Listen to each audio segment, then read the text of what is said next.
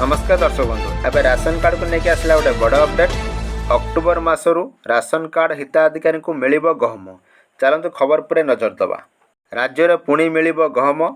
Ration card हिताधिकारी को चाउल सह गहम दिज्व। October मासरू यही व्यवस्था लागू हेब। पूर्व सरकार गहम बंद पर केंद्र सरकार को मना करथिले।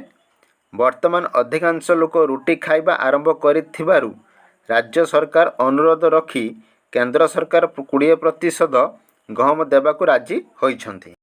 गोटे परिवार को कोटारू 20% गहम दियाजिबार व्यवस्था कराजिबो। हिताधिकारी निज इच्छारे अधिक गहम नेबाकू चाहिए से बाबदरे अधिकारी विचार करी निष्पत्ति नेबे। सेहीपरि राशन कार्ड ई-केवाईसी को नहीं कहिछन्ति जे वर्तमान चालू अछि ई-केवाईसी प्रक्रिया।